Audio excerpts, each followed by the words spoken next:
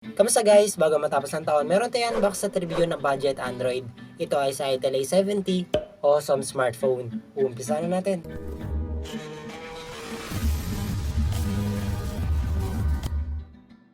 Meron iba't ibang capacity sa A70 ng Itel. Merong 4GB 128GB, meron din 4GB 256GB, at itong hawak ko na pinakamababang variant na 3GB 128GB. Sa mga kulay naman, meron siyang black, green, meron din blue, at itong kulay gold na i-unbox natin. Makakasama niya sa package ay warranty card, phone case na itim, jelly type yan guys. Meron din SIM ejector pin, USB Type-C cable, at 10 watts na AC charger.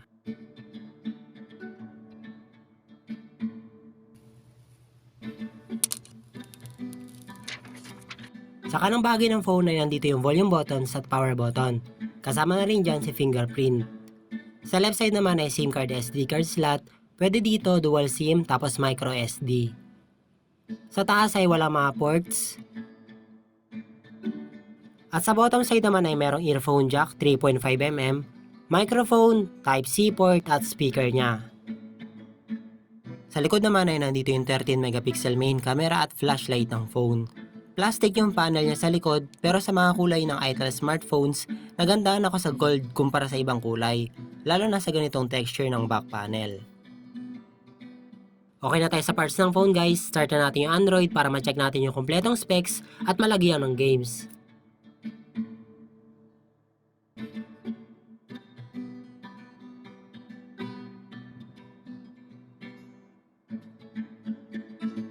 Ito na siya guys, sa setup ko na at Itel 13.0 operating system niya, syempre based on Android 13. Smooth naman siya at responsive din dahil mabilis yung pag-swipe sa kanya. Sa specs naman niya ay meron siyang CPU na Unisoc T603 na processor, octa-core yan guys. 3GB ang RAM niya tapos 128GB ang internal storage. 5000 mAh ang battery, matagal na yan malobat guys.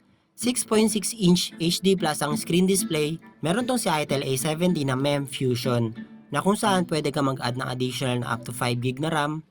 Piliin nyo lang yon tapos click modify restart ng phone para ma-apply ang settings.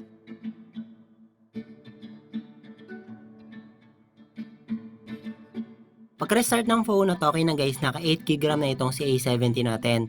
Pero tandaan natin na virtual RAM yung dinagdag dyan na kumukuha ng memory sa internal storage natin para bumilis ang loading ng mga apps or games at mas madami ma-open ng sabay-sabay as well as keep running pa din sa background.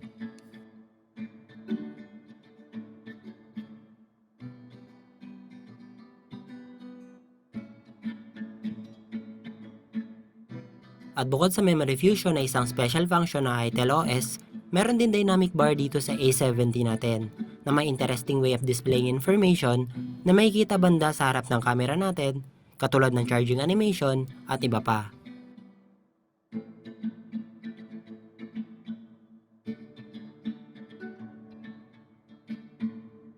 Sa Wi-Fi pala nito guys, napansin ko na Wi-Fi 2.4 GHz lang siya. Bale, wala siyang Wi-Fi 5.0 GHz. At dahil Android 13 Go Edition to guys, nakadesign to sa mas magana software at mga apps, katulad ng Facebook Lite na pre-installed dito. Pero wala namang kaso dyan kasi kadalasan, kahit buong version ng app ang i-download mo, aandar pa rin siya, katulad ng full version ng Facebook app.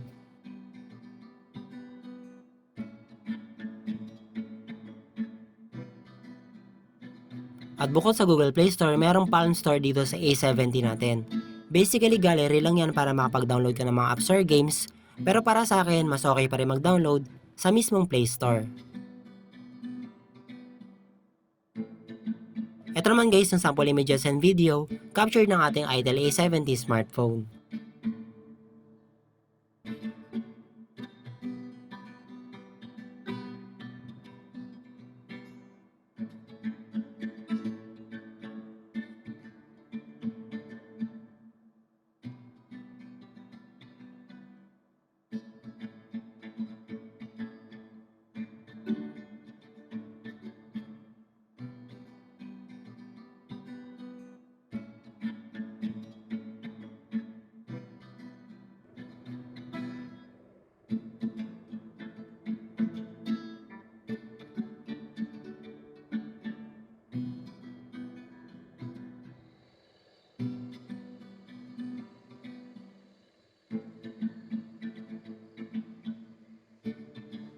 Maganda na rin yung camera niya kahit 13 megapixel lang siya dahil sa HDR plus AI plus matrix camera na enabled sa ating A70. Kaya okay na rin to bilang camera phone sa budget natin.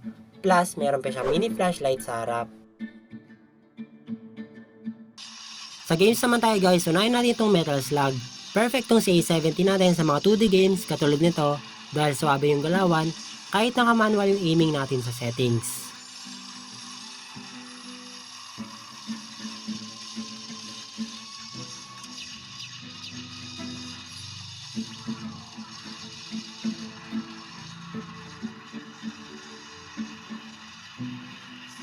Dito sa Roblox, smooth naman siya laruin lalo na paborito ito ng mga games sa mga bata. Kaya pwedeng na to si A70 sa ganitong RPG.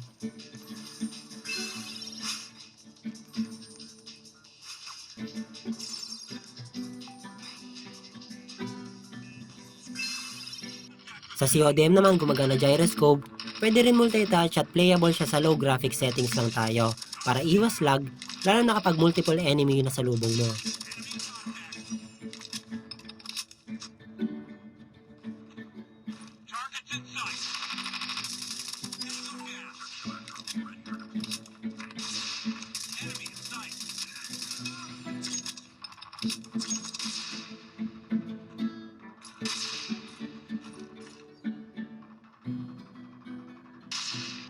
Sa Wild Rift naman, malalaro mo siya na maayos dahil smooth rin siya.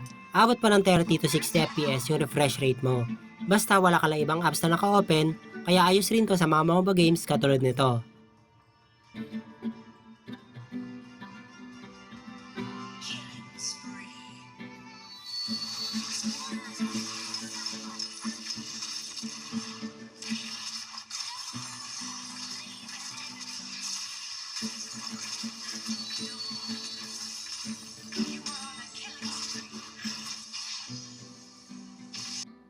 Panghuling game itong Genshin Impact. Matagal ma-download yung resources sa wifi ko dahil naka 2.4 GHz lang siya.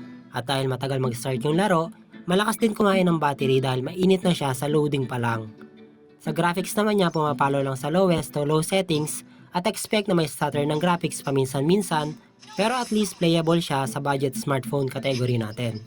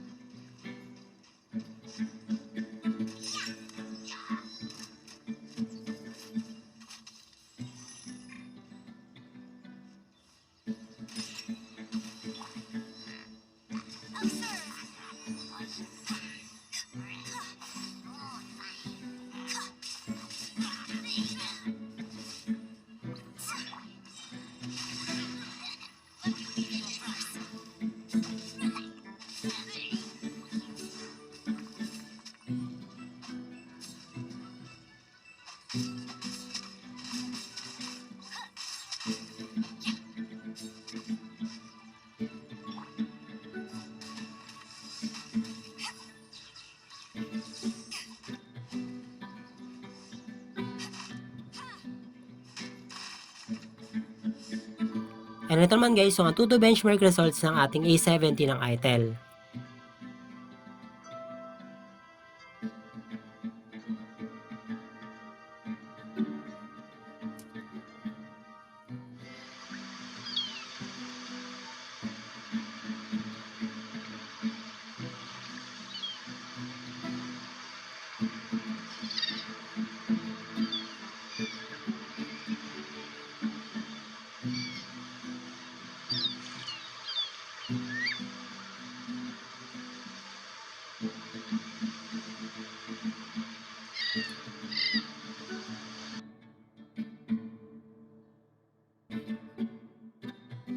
Conclusion natin guys, sulit na rin magkaroon ng A70 dahil mataas na yung storage niya. Pero advice ko lang kung kukuha tayo ng ganitong unit, kunin natin yung variant na 4GB ang base RAM. Kasi palagay ko by next year, mas mabigat na yung mga apps or games dahil sa future update. Kaya hindi ko marirecommend tong 3GB variant ng A70.